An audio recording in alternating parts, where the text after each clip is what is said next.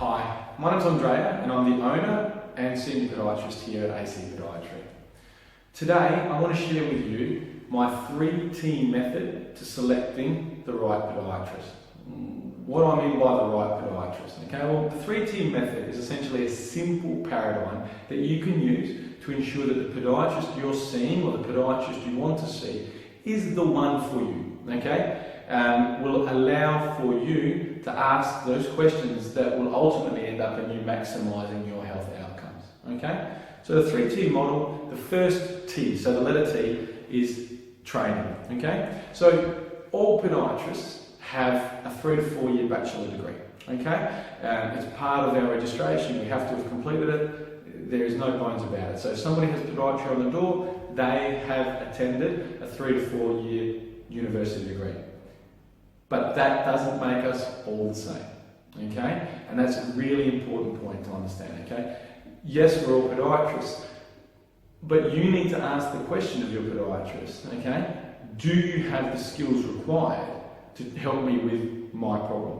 Okay, different podiatrists will have undergone different training upon graduating. Okay, some have a real focus on sports medicine and sporting injuries. Others have a real interest in high-risk wounds and diabetic care.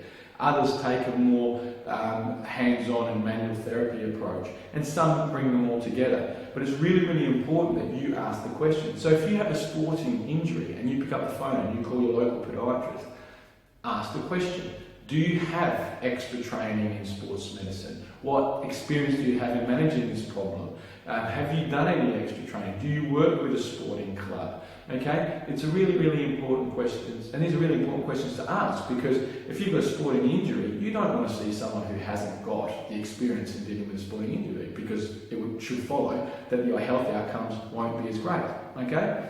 Conversely, if you've got diabetes or you have some chronic disease, going into an elite sports clinic with someone who potentially doesn't have those skills around diabetes, and that's not to say someone who works in a sports clinic doesn't have those skills, but you want to ask the question, do you have the skills? What extra training have you done? You know, what's your interest in it? Okay? By asking these questions, this will make sure that your outcomes, again, your health is being managed by the best appropriate person. Okay? So again, in wrapping that point up, that training and a university degree does not a sports podiatrist make, does not a chronic disease or high-risk podiatrist make.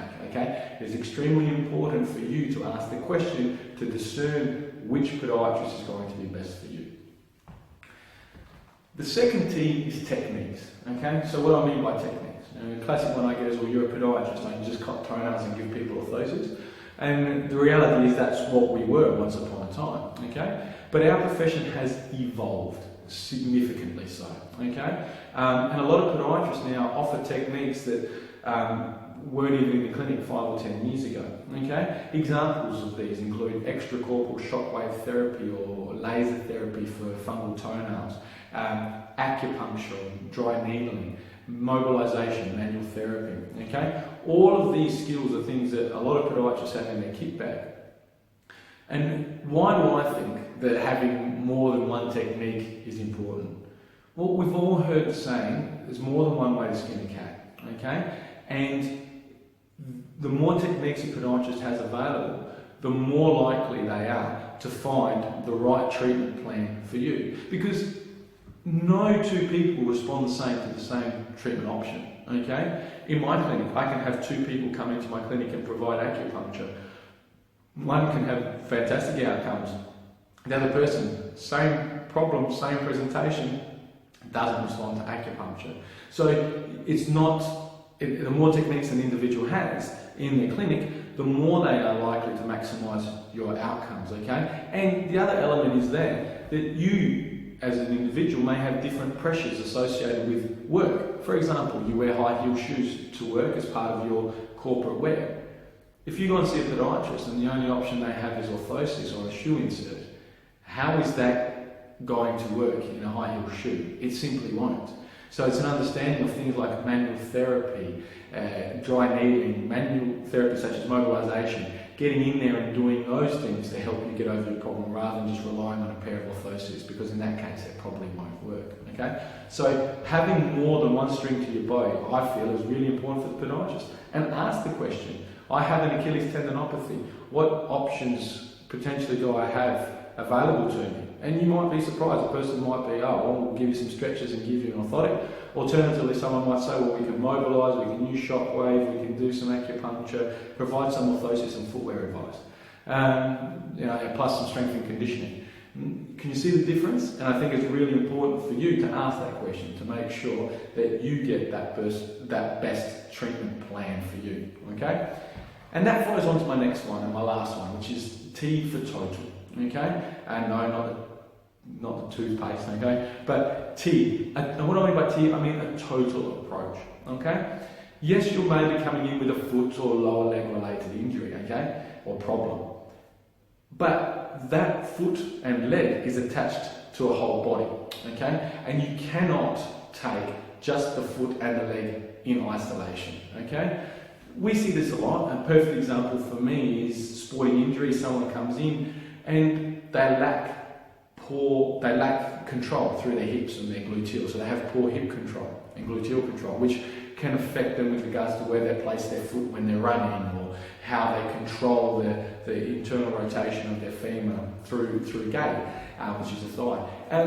And this is really, really important. So again, it's a perfect example of how something higher up the chain, something away from the foot and leg, can contribute to a problem down in the foot and leg. Okay? Conversely, diabetes is a systemic condition. Scleroderma, there are other health-related issues which affect the whole body, which could essentially affect the feet. And if your podiatrist doesn't understand that, if your podiatrist doesn't take that total approach, they're going to miss it. And that will again mean not the best outcome for you, obviously.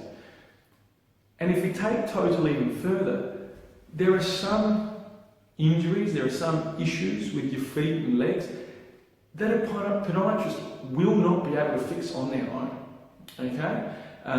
We are good, but we're not infallible. Okay? We can't fix everything.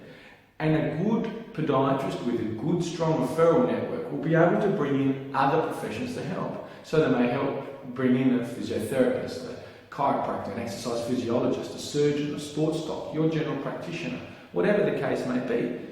But by using this multidisciplinary approach, we can maximise your outcomes. And that's ultimately what we're about. It's about you. It's not about me. It's not about any other podiatrist. It's about you and about the care that you need. And that care fitting in with your lifestyle, with the pressures that you face on a day-to-day basis, whether it's running after children, whether it's working 80 hours a week in work, okay, or whether it's having to get to your next competition or race, okay. It's really, really important that the podiatrist takes that total approach and asks those questions, okay, and understands the pressures on you and what you're trying to say, because at the end of the day, we're treating the individual, not the foot, and I think that is a really, really important point, okay? So just to reiterate my 3T method: T, training, okay? University degree, yes, to be a podiatrist, but there's so much more than that, okay? Ask the question, what extra training do you have with regards to my specific problem, okay? Have you helped people in the past with my problem? What training do you have? What sporting organisations have you been involved with, if it's that, or have you, what diabetes centres have you worked in, if it's diabetes, or whatever the case may be? Ask those questions. The second one, techniques. Ask the questions. What techniques do you have available? Okay? Because chances are, the more techniques the person has, the more techniques the podiatrist has, the better equipped they're going to be to maximise the outcomes for you. And the final one is total. You are a person. You are a whole being.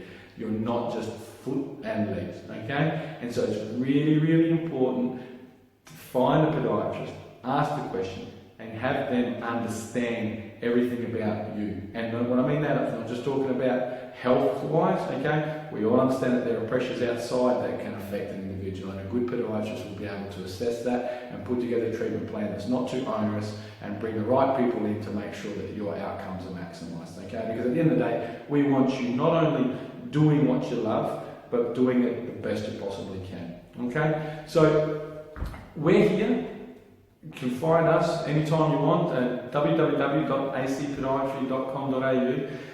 Feel free to flick us an email. It's admin@acpodiatry.com.au. Okay? We're on Instagram, we're on Facebook, we're on Twitter. Okay? You can find us on any of those platforms, social media. And finally, if you just want to pick up the phone and give someone a call and have a conversation, our telephone number is 0882555575. Okay? Ultimately, this is about you finding the right podiatrist, and it may not be us, but you know what? I don't care. What I care about is that you get the right results, okay? Because at the end of the day, it's your health that we're concerned about, okay? So look, this is Andrea signing out from AC Podiatry. I hope you got something out of it, and good luck. Take care.